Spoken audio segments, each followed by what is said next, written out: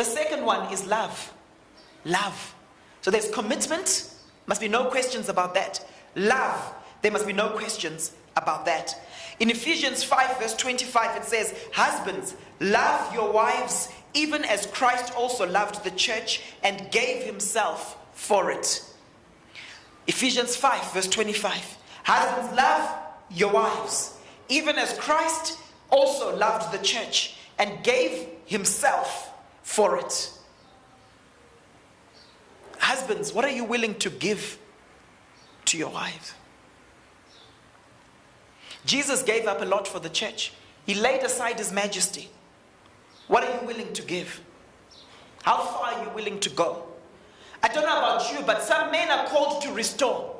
There might be a background of pain. There might be a background of abuse that your wife has gone through. How many of you know that you are the primary minister into her life? And she's the primary minister into your life. And when you have that revelation that, wow, God, you know what? You have called me. You have anointed me. You have appointed me to be the person who's the primary minister into this person's life. God will never call you to do something He doesn't give you the resources to accomplish. Amen. God's will never take you where His grace cannot sustain you. So if God has allowed you to marry this person, guess what? If they are so low in their self-esteem, one of my books there is on self-esteem. If they're so low in their self-esteem, God has given you the resources to boost their self-esteem. If they've been abused, battered in this life, instead of just saying, snap out of it, man, sort yourself out. No, you are the primary minister into her life. Part of your praying should be, God, give me a revelation how I can minister to this man or I can minister to this woman today. And sometimes He gives you a different strategy for different days. That's what love does. You're the primary minister into the person's life.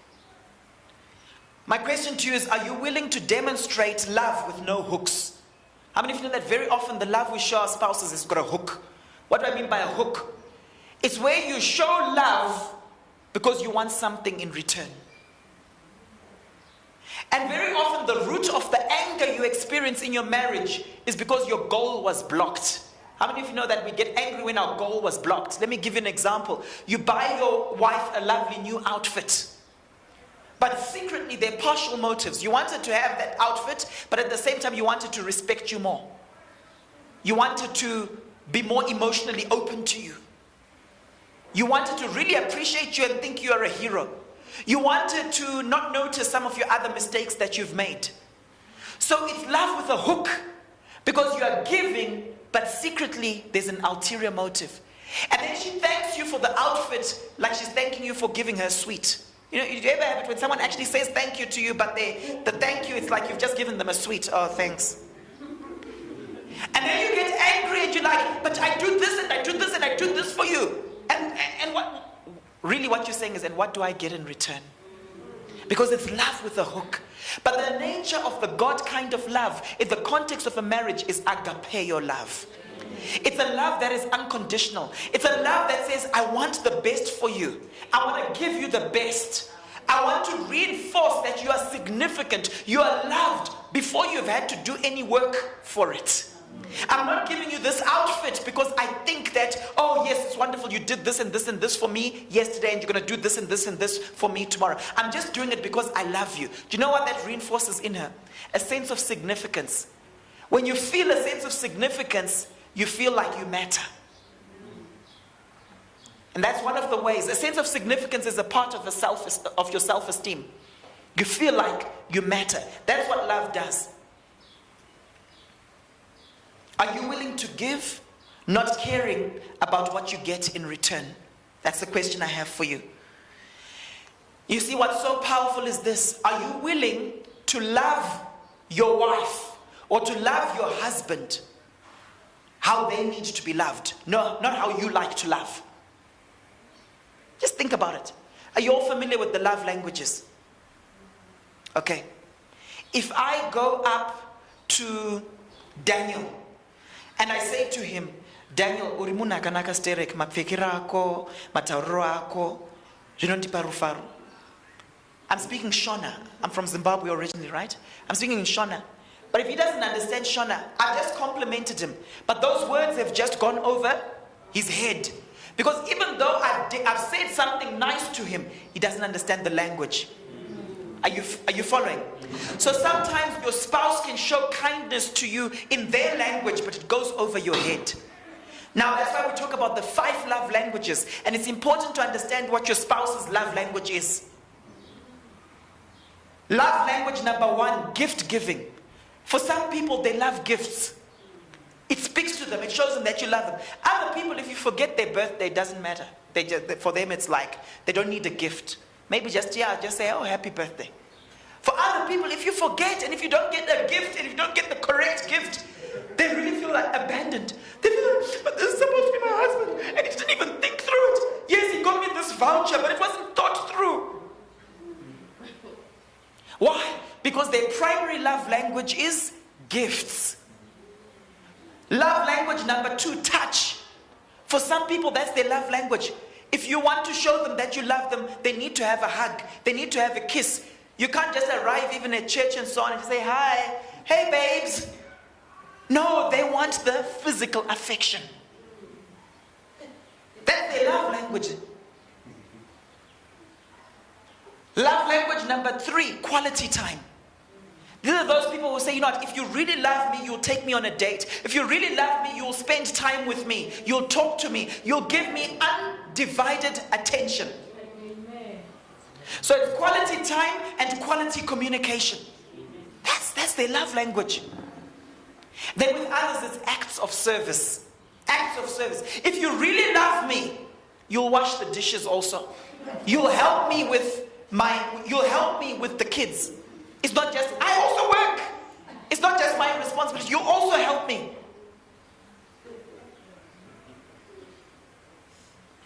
Someone was saying to me, Paul, you're very fortunate. Your wife's primary love language is touch. For me, my wife's is acts of service. I have to wash the dishes to make her feel loved. You just have to touch her to make her feel loved.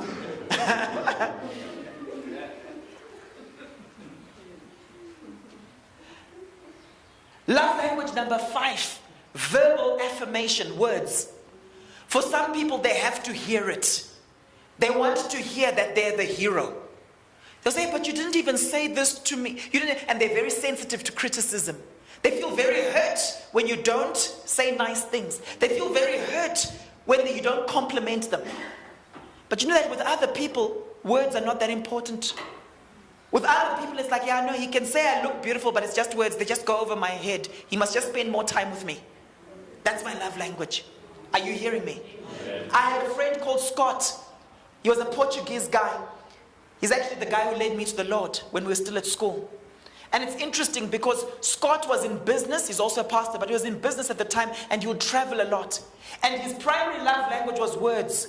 So very often, the way we like love to be shown to us, we tend to then assume everyone else is like that, and that's what we also do. So he was passionate, and he would say nice things to me and nice things to his wife and so on. But you know that when he got home, because they'd been traveling quite a lot in business, when he got home, he would say to his wife, Claire, you've really done the house up so nicely. You're such an amazing wife. Oh, those words would just go over her head because her primary love language was quality time. She just wanted Scott to be around the house more. Sometimes I'll go, the way I like to show love to my wife is through acts of service. So sometimes I'll go, I'll fetch the post, I'll do some groceries, I'll do various things. Then I get home and I'm tired. And I'll just go straight in, leave the things there in the kitchen and so on. And she might still say to me, is everything okay? Do you love me? Are things fine between us? And I'm like, of course I love you. I've just done this and this and this and this and this. It's gone over her head because she's thinking, you didn't even give me a kiss, hello. You were distant. We haven't even caught up yet. How was your day? What's happening? Because her primary love languages are 2 things, quality time and touch. My question to you is, are you willing to love your spouse in the way they need to be loved? And what's powerful is when you play the love tank game. The love tank game is where you say to your spouse, where are you on your love tank right now? Scale of 0 to 10. You actually talk about it. And you say, Scale of 0 to 10, where are you? And they say, I think I'm on a 6. Then you say, okay, you're on your 6 in your love tank.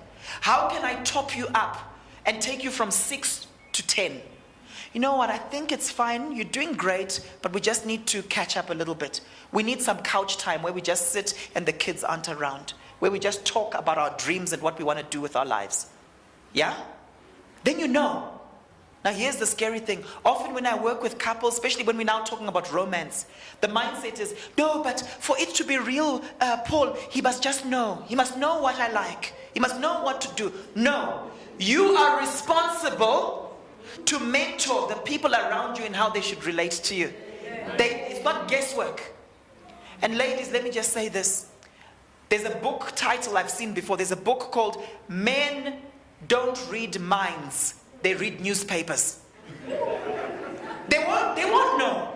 They're different machines. So we have to talk about it. How can I take you from a 6 to a 10? How can I top your love tank? Amen. Amen. Are you willing to love them in the way they need to be loved, not just how you like to show love? The third ingredient, what was the first one? Commitment. It will take your marriage from good to great. How committed are you? Heart and soul. What is the second one? Love. Are you willing to carry God's love and exude it and express it to your spouse? It's a challenge, isn't it?